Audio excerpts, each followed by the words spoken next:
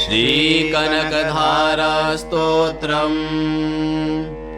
अङ्गं हरेः पुलकभूषणमाश्रयन्ति भृङ्गाङ्गनेव मुकुलाभरणं तमालम्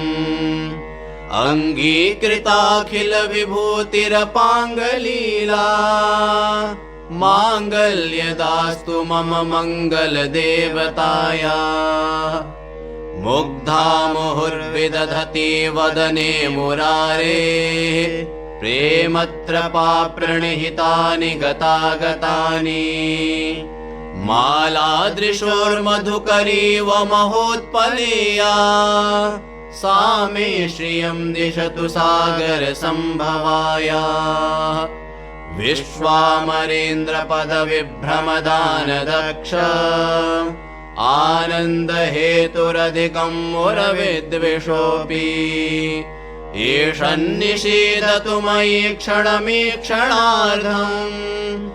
मन्दीवरोदर सहोदरमिन्दिराया आमीलिताक्षमधिगम्य मुदा मुकुन्द आनन्दकन्दमनिमेषमनङ्गतन्त्रम् आकेकरस्थितकनीनिकपाक्ष्मनेत्रम् भूत्यै भवेन्मम भुजङ्गशयाङ्गनायाः बाह्वन्तरे मधुजितः श्रितकौस्तुभेया हारावलीव हरिनीलमयी विभाति कामप्रदा भगवतोऽपि कटाक्षमाला कल्याणमावहतु मे कमलालयायाः कालाम्बुदालिललितो रसिकैटभारे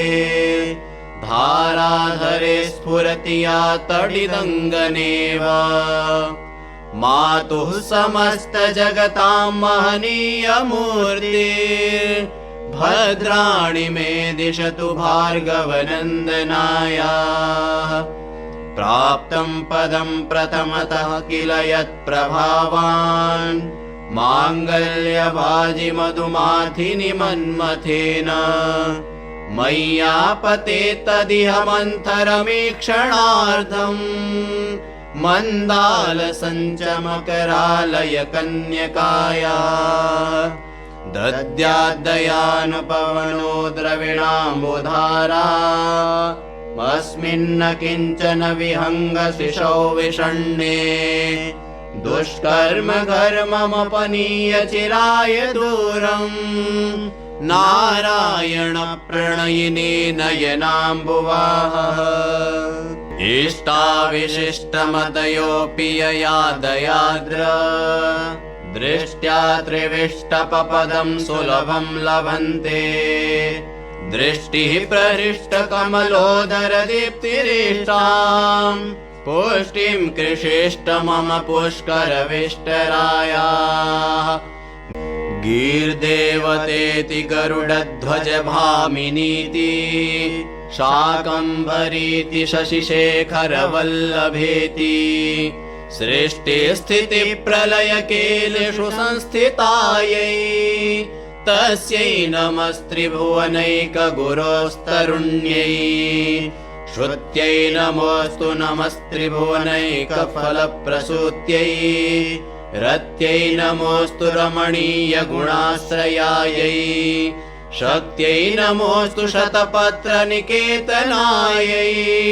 पुष्ट्यै नमोऽस्तु पुरुषोत्तमवल्लभायै नमोऽस्तु नादीकनिभाननायै नमोऽस्तु दुग्धोदधिजन्मभूत्यै नमोऽस्तु सोमामृतसोदरायै नमोऽस्तु नारायणवल्लभायै नमोऽस्तु हेमाम्बुजपीठिकायै नमोऽस्तु भूमण्डलनायिकायै नमोऽस्तु देवादिदयापरायै नमोऽस्तु शार्ङ्गायुधवल्लभायै नमोऽस्तु देव्यै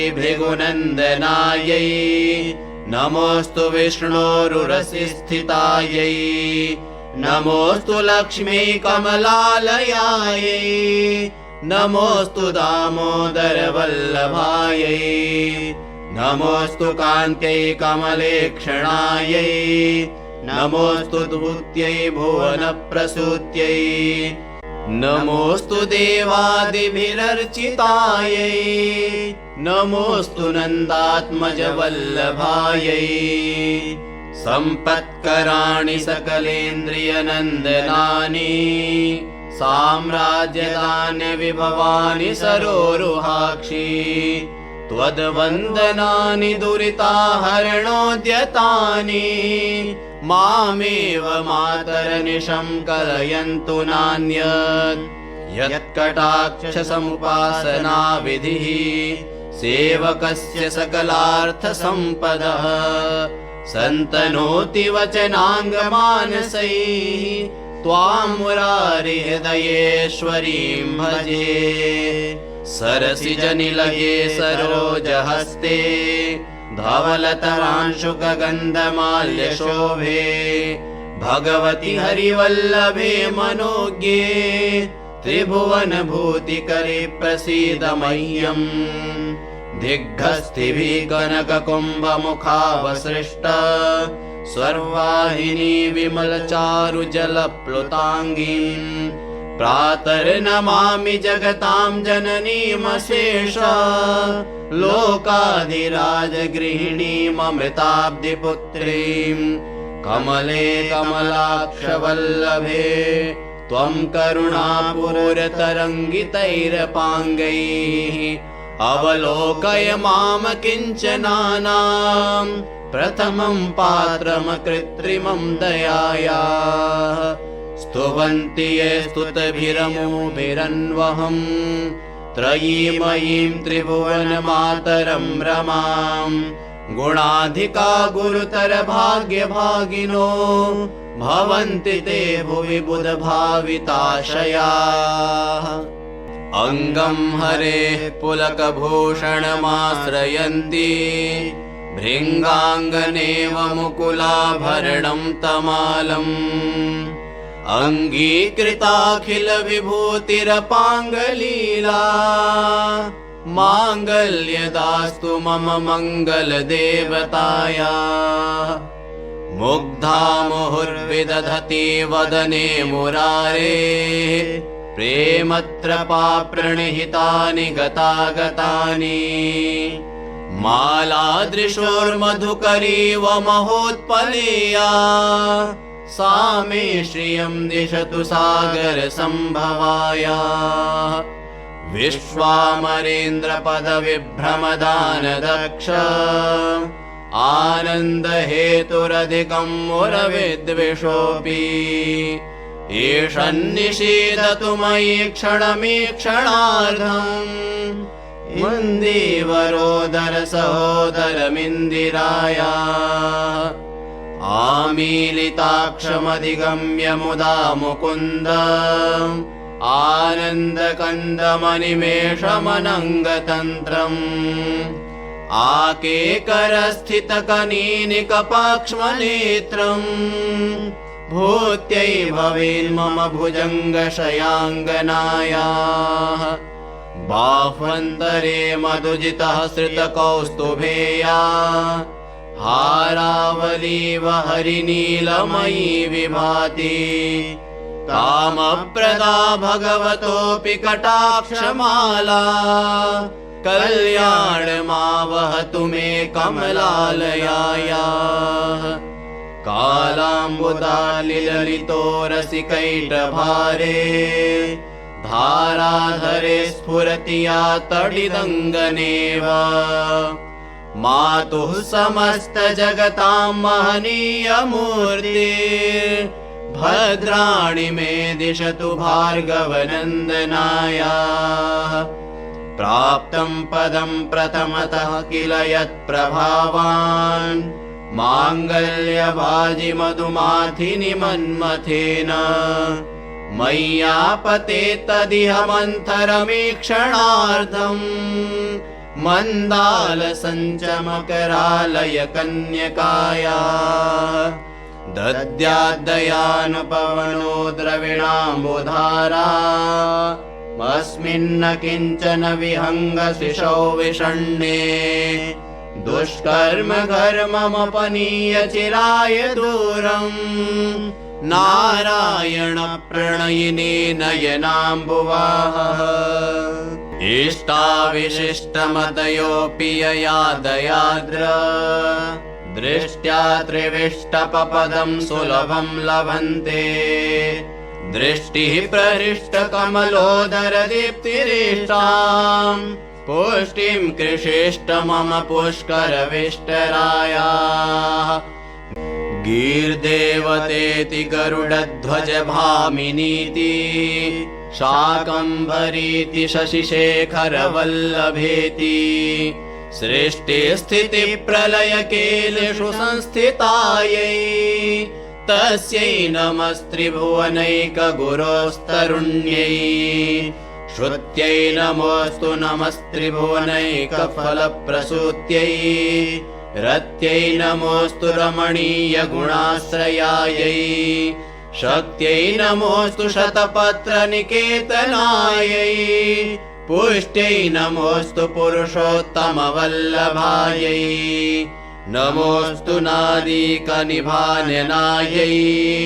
नमोऽस्तु दुग्धोदधिजन्मभूत्यै नमोऽस्तु सोमामृतसोदरायै नमोऽस्तु नारायणवल्लभायै नमोऽस्तु हेमाम्बुजपीठिकायै नमोऽस्तु भूमण्डलनायिकायै नमोऽस्तु देवादिदयापरायै नमोऽस्तु शार्ङ्गायुधवल्लभायै नमोऽस्तु देव्यै भृगुनन्दनायै नमोऽस्तु विष्णोरुरसिस्थितायै नमोऽस्तु लक्ष्मी कमलालयायै नमोऽस्तु दामोदरवल्लभायै नमोऽस्तु कान्त्यै कमलेक्षणायै नमोऽस्तु धूत्यै भुवनप्रसूत्यै नमोऽस्तु देवादिभिरर्चितायै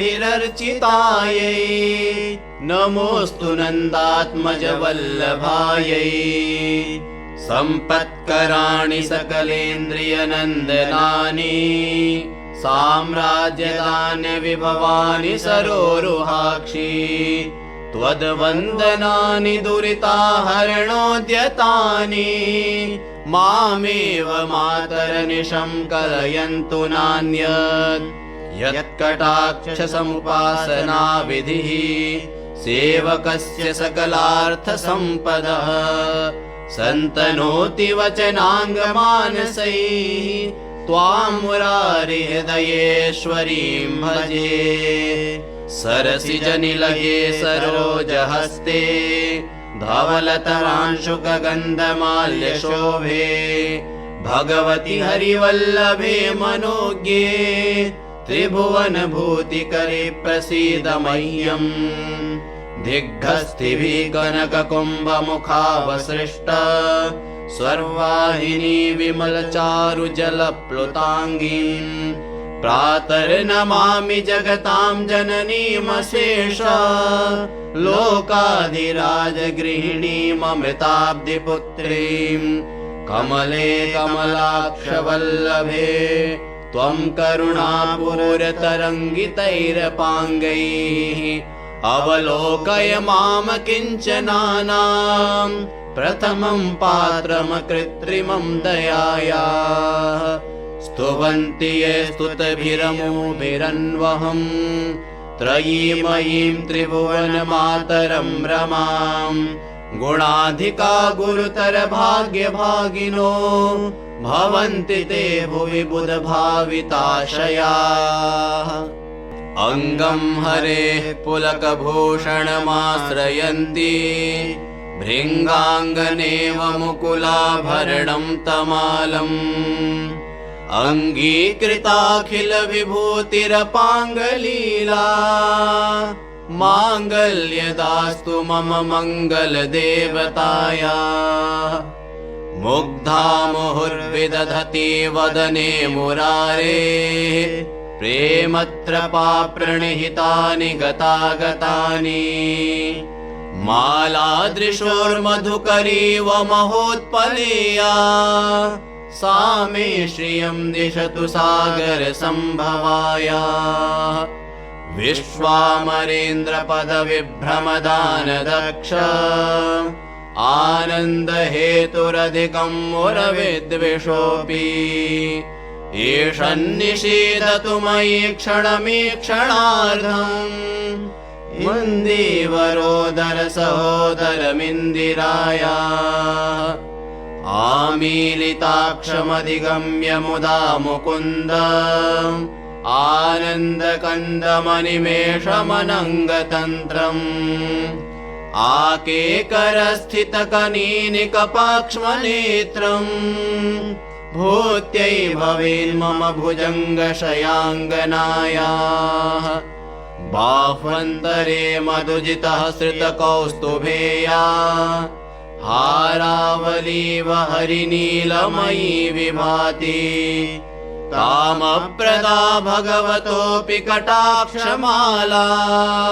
कल्याणमावहतु मे कमलालयायाः कालाम्बुदालिललितो रसिकैटभारे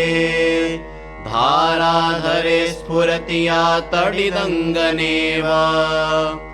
मातुः समस्तजगतां महनीयमूर्ति भद्राणि मे दिशतु भार्गवनन्दनायाः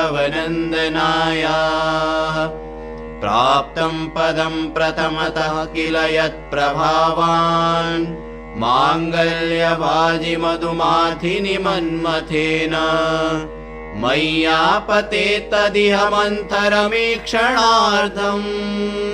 मन्दालसञ्चमकरालय कन्यकाया दद्याद्दयानुपवनो द्रविणाम्बुधारा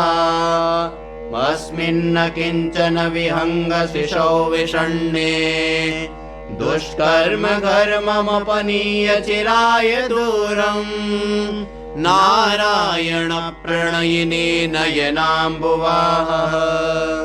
इष्टाविशिष्टमतयोऽपि यया दयाद्र दृष्ट्या त्रिविष्टपपदं सुलभं लभन्ते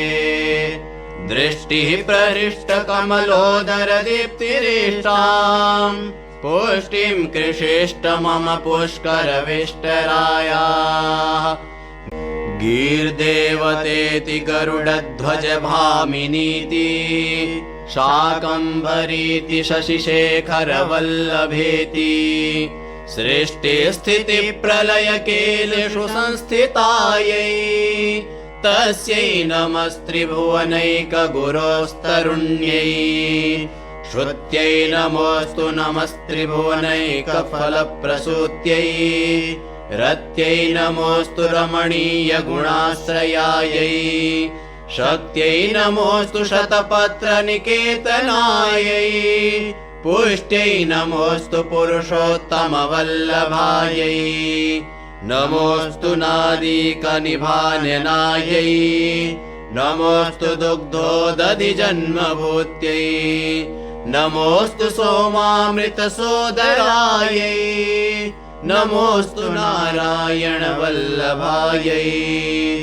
नमोऽस्तु हेमाम्बुजपीठिकायै नमोऽस्तु भूमण्डलनायिकायै नमोऽस्तु देवादिदयापरायै नमोऽस्तु शार्ङ्गायुधवल्लभायै नमोऽस्तु देव्यै भृगुनन्दनायै नमोऽस्तु विष्णोरुरसिस्थितायै नमोऽस्तु लक्ष्मी कमलालयायै नमोऽस्तु दामोदरवल्लभायै नमोऽस्तु कान्त्यै कमलेक्षणायै नमोऽस्तु धूत्यै भुवनप्रसूत्यै नमोऽस्तु देवादिभिरर्चितायै नमोऽस्तु नन्दात्मजवल्लभायै सम्पत्कराणि सकलेन्द्रियनन्दनानि साम्राज्यदान्यविभवानि सरोरुहाक्षी त्वद्वन्दनानि दुरिताहरणोद्यतानि मामेव मातरनिशं कलयन्तु नान्यत्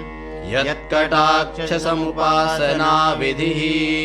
सेवकस्य सकलार्थसम्पदः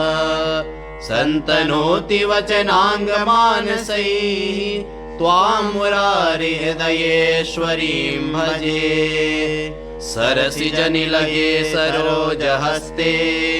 धवलतरांशुकगन्धमाल्यशोभे भगवति हरिवल्लभे मनोज्ञे त्रिभुवनभूतिकरे प्रसीद मह्यम् दिग्गस्थिभिः कनककुम्भमुखावसृष्ट स्वर्वाहिनी विमलचारुजलप्लुताङ्गीम् प्रातर्नमामि जगतां जननीमशेष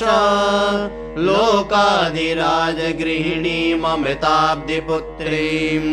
कमले कमलाक्षवल्लभे त्वं करुणापूरतरङ्गितैरपाङ्गैः अवलोकय माम किञ्चनानां प्रथमं पात्रं कृत्रिमं दयायाः स्तुवन्ति ये स्तुतिभिरमुभिरन्वहम् त्रयीमयीं त्रिभुवनमातरं रमां गुणाधिका गुरुतर भाग्यभागिनो भवन्ति ते भुवि बुधभाविताशयाः।